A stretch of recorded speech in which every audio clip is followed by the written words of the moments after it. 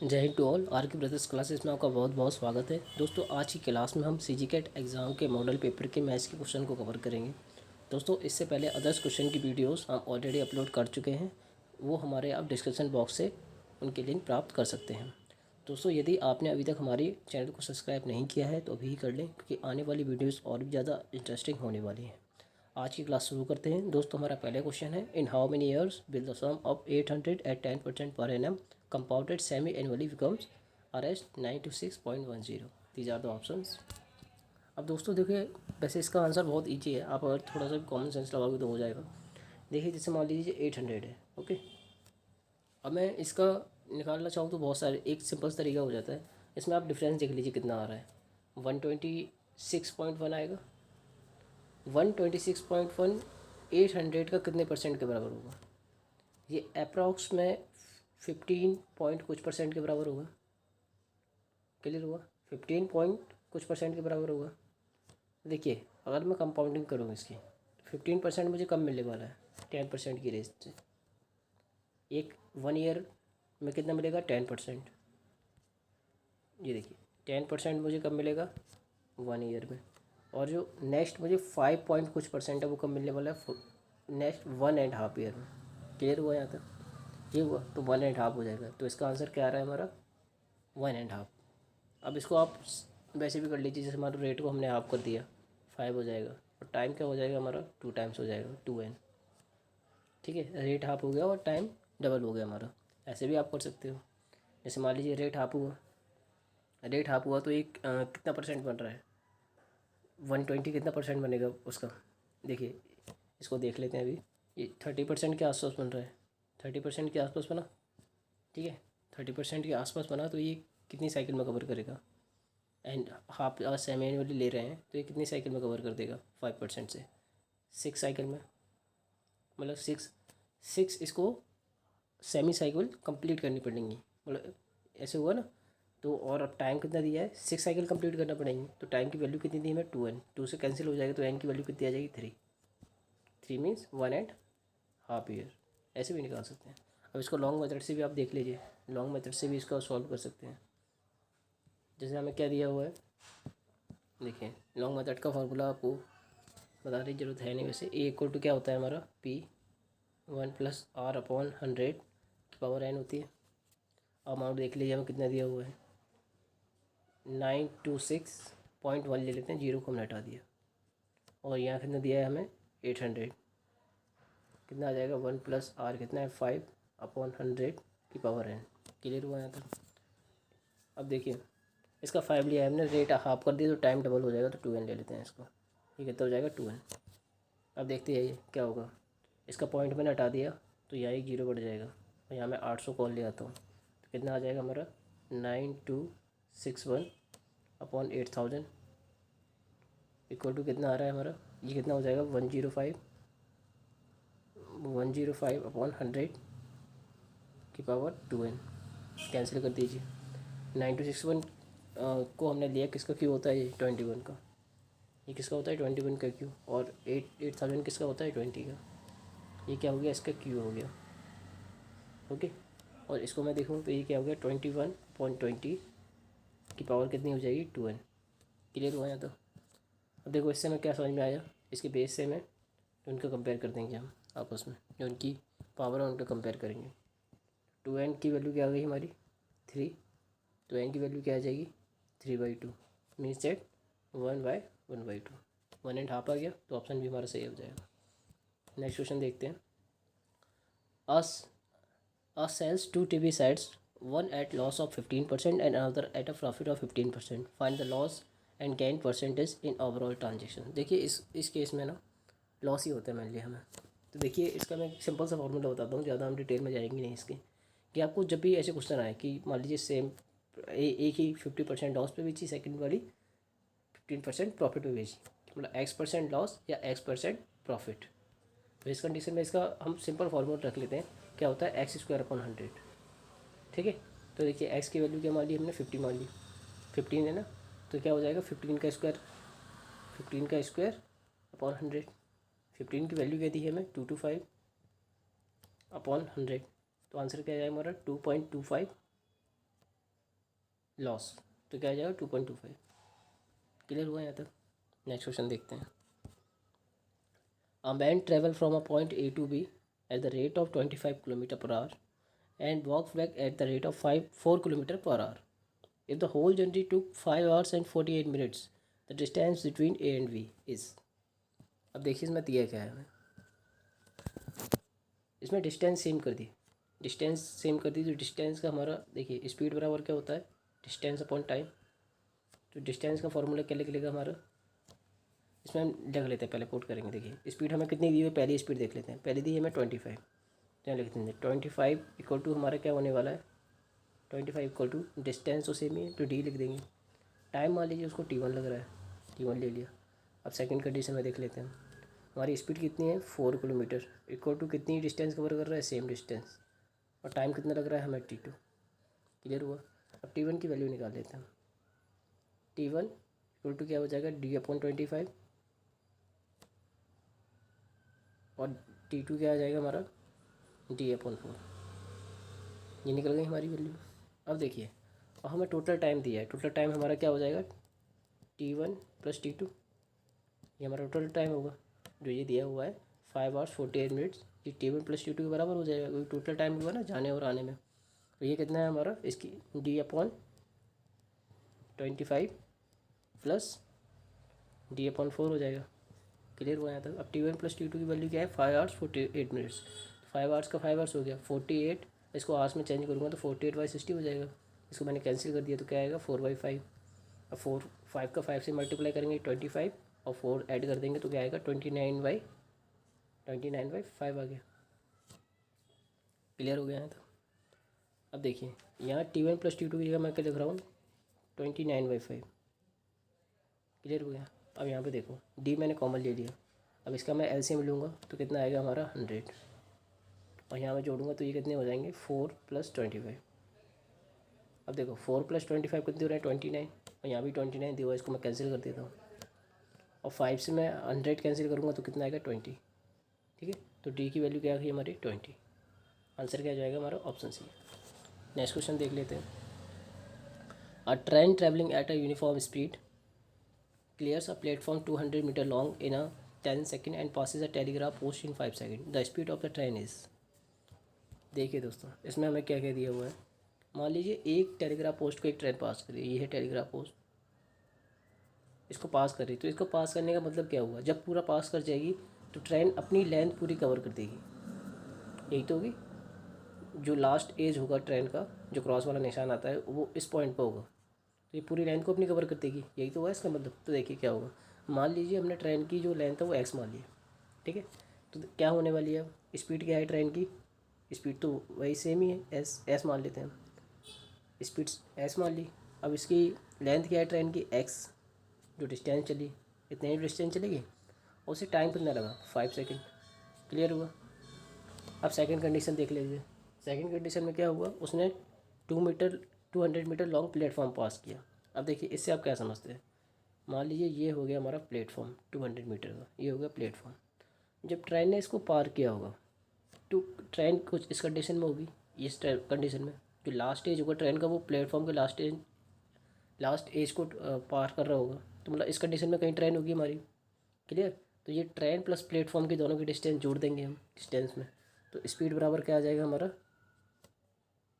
Train की length x plus platform की length 200 upon क्या होने वाला है हमारा, तो जो टाइम कितना लगा 10 सेकेंड। अब हमसे पूछा गया है स्पीड ऑफ द ट्रेन। अब देखिए स्पीड और स्पीड इसमें भी दी हुई है, अब हम स्पीड निकालना है हमें, तो x की वैल्यू को हम अगर पुट करते हैं इसमें तो स्पीड निकल जाएगी हमारी, तो x की वैल्यू निकाल लेते हैं यहाँ पे। x की वैल्यू कितनी आएगी हमारी 5s आएगी, ठीक है। तो x = 5s अगर मैं इसमें पुट कर दूँ तो हमारी स्पीड आ जाएगी। तो देखिए आप पुट कर देते हैं इसमें हमने वैल्यू को पुट किया, तो s की वैल्यू हमारी क्या आने वाली है 5s + 200 अपॉन में 10। अब 10 का इधर मल्टीप्लाई हो जाएगा तो क्या आएगा 10s + 5s + 200। अब इसको इससे माइनस करेंगे तो क्या आएगा हमारा 5s = 200। इसको कैंसिल करेंगे तो कितना आएगा, एस की वैल्यू कितनी आ जाएगी 40। अब ये किस में दी है, मीटर पर सेकंड में। जब इसको आप किस में चेंज करोगे, किलोमीटर पर आवर में चेंज करोगे, तो कितने का इंटू करते हैं हम, 18/5 का, 18/5 का करते हैं। 5 से कैंसिल करोगे तो कितना आएगा ये 8 टाइम्स। अब 18 का 8 से इंटू करोगे तो 114 kmph आएगा। इसमें ऑप्शन दिया नहीं, लेकिन ये ऑप्शन इसमें 114 ही होगा, 114 ही आंसर होगा। ये आप प्रैक्टिस साइड में देखोगे उसमें भी ऑप्शन नहीं दिया 114, लेकिन ये ऑप्शन चेंज होना है, या 114 आएगा जब ये आंसर आएगा। इसमें से कोई ऑप्शन नहीं है इसका, ठीक है। तो इसको आप याद रखें। Next question is the price of sugar increase by 20% due to the festive season, by what percentage should a family reduce the consumption of sugar so that there is no change in the expenditure? These are the options. अब देखिए दोस्तों, अब expenditure कितना बढ़ गया। मान लीजिए पहले शुगर थी 100 रुपये की, तो अब कितने की हो गई, 20% बढ़ गया तो 120 की हो गई, ठीक है। अब उसे अपना एक्सपेंडिचर कितना रिड्यूस करना है, कितना रिड्यूस करना है, 20 रिड्यूस करना है। कितने पे करना है, 120 पे करना है। क्लियर हुआ। तो कितना रिड्यूस करना है, 20, कितने पे, 120 पे। परसेंट बोल रहा है 100 का इंटू कर देंगे, 0 से 0 कैंसिल, इसको कर देंगे 4 टाइम, ये कितना आएगा, 5 टाइम कैंसिल हो जाएगा, ये 3 टाइम कैंसिल हो जाएगा, ठीक है, हो गया। अब 5 का 10 से मल्टीप्लाई करेंगे तो 50/3, 3 को इससे डिवाइड मारेंगे तो 16 टाइम चला जाएगा, 2 बचेंगे, 2/3। तो आंसर क्या हो जाएगा, ऑप्शन सी, ठीक है। क्लियर हुआ। अब नेक्स्ट क्वेश्चन देखते हैं।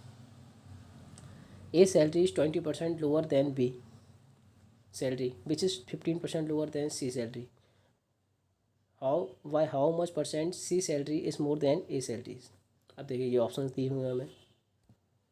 अब देखिए इसमें हम क्या करेंगे, जो हम अब एक ऐसा टर्म पकड़ेंगे हम जिससे हमारी सारा क्वेश्चन सेटिस्फाई हुए। जैसे मान लीजिए सी को मैंने मान लिया, सी की मैंने टोटल जो सैलरी है वो मैंने 100 मान ली, ठीक है। अब ये क्या बोल रहे हैं कि सी से 15% लोअर है किसकी, बी की सैलरी।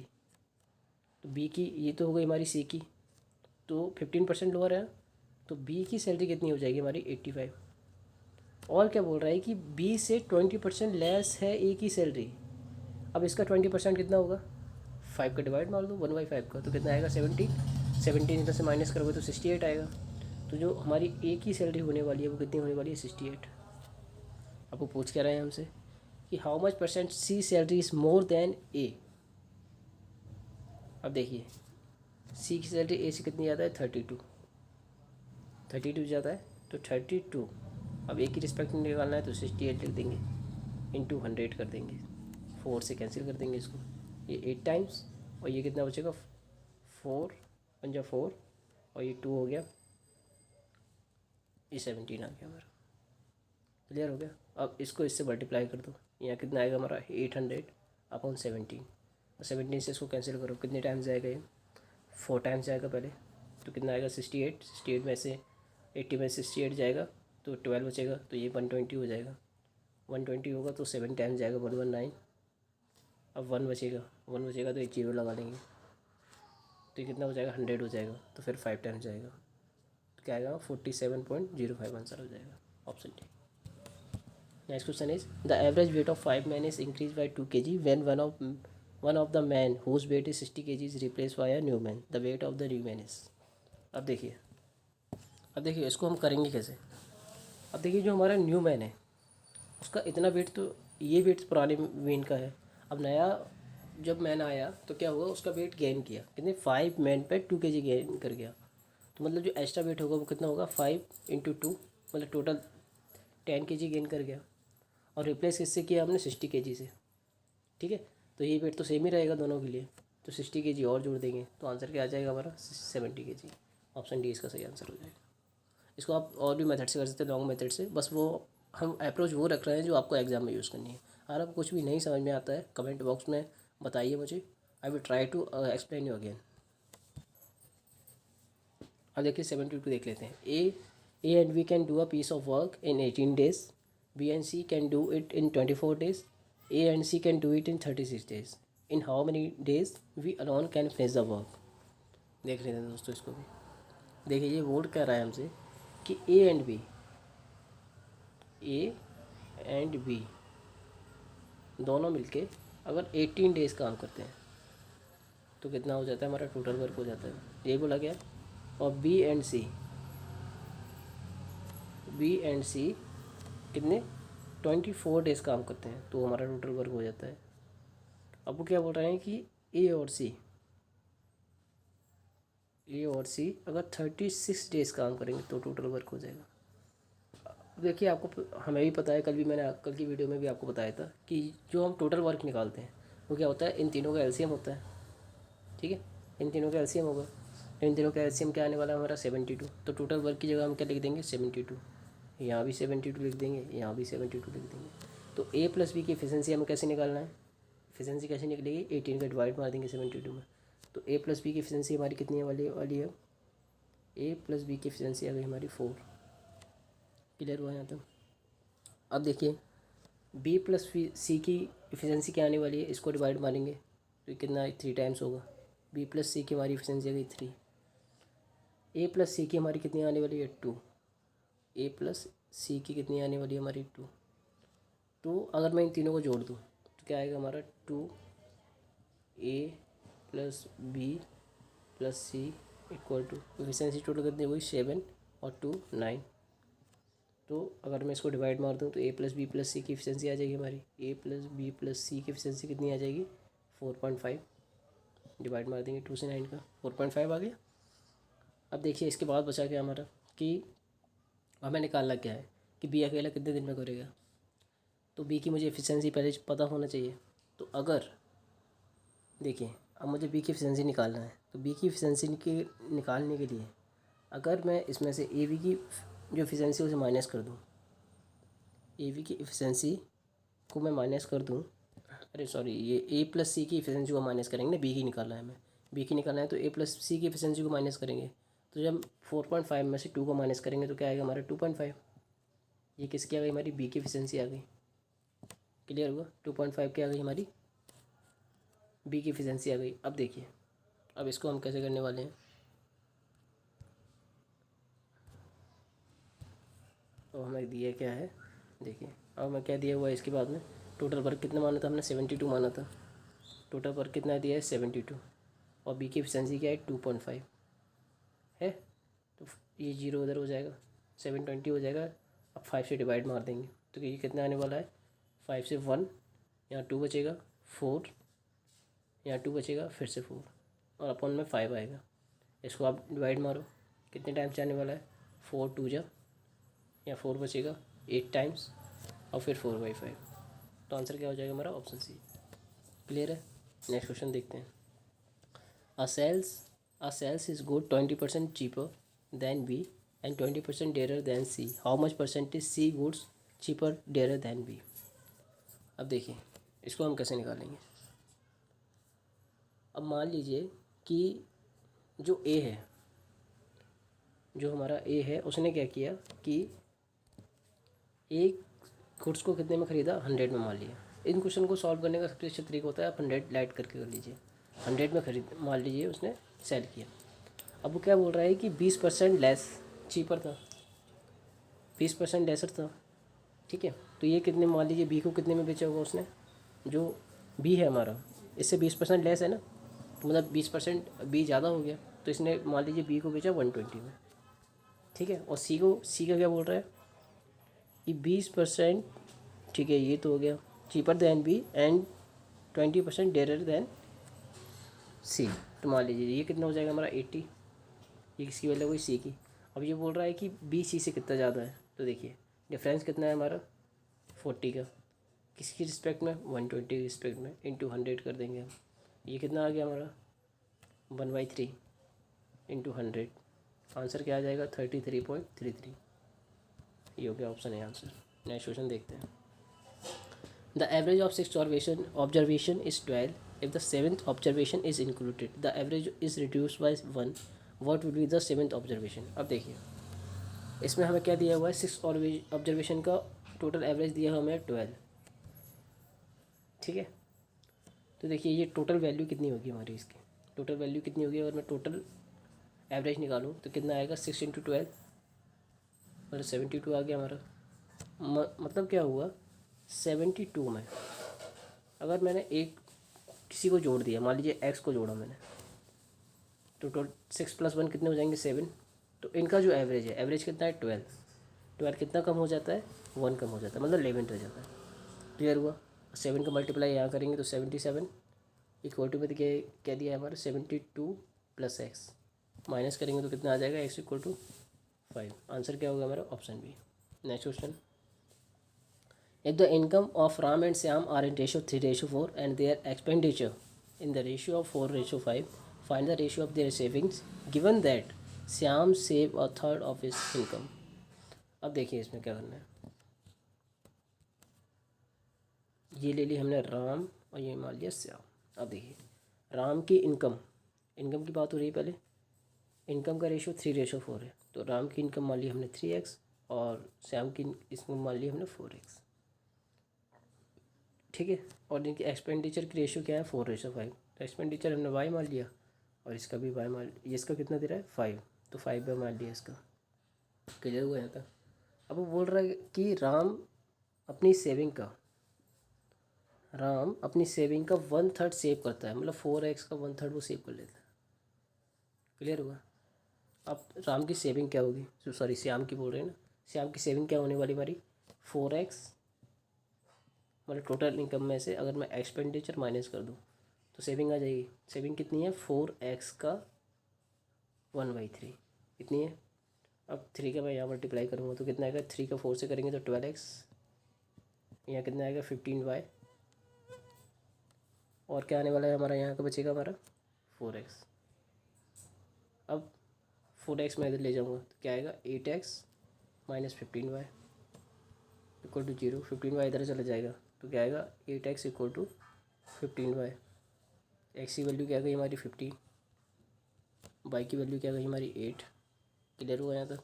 अब हमें निकालना क्या है, निकालना है हमें इनका सेविंग का रेशियो। ठीक है, तो इनकी सेविंग क्या हो जाएगी, देखिए इसकी इनकम क्या है 3, तो क्या हो जाएगा 3x माना था, 3x - 4y, ये क्या हो जाएगी इसकी सेविंग, और इसकी सेविंग क्या होगी 4x - 5 है। निकाल लेते हैं 3x की वैल्यू कितनी दी है हमें 15 -4, y की वैल्यू कितनी दी है हमें 8 अपॉन 4, x की वैल्यू कितनी दे रहे हैं हमें 15, 5, y की वैल्यू कितनी दी है 8। कर देते हैं, इसका इंटू करेंगे 45 - 32 अपॉन 60 - 40, कितना बचा हमारा ये, इसमें जिसको माइनस करेंगे ये आएगा 13। 45 में 32 माइनस किया 13 आ गया, 60 में से 40 माइनस किया तो कितना बचा 20। तो आंसर क्या होगा हमारा ऑप्शन बी। दोस्तों इसी के साथ हमारी आज की वीडियो समाप्त होती है। अगर आपको वीडियो पसंद आई हो तो इसे लाइक करें, सब्सक्राइब करें, दोस्तों में शेयर करें। इवन आपको कोई भी डाउट है इन सारे क्वेश्चंस में या इसके अलावा कोई भी अदर डाउट है तो आप कमेंट बॉक्स में बताइए, मुझे आपको रिप्लाई मिलेगा। इसी के साथ आज की वीडियो समाप्त करते हैं। Thanks for watching. जय हिंद टू ऑल।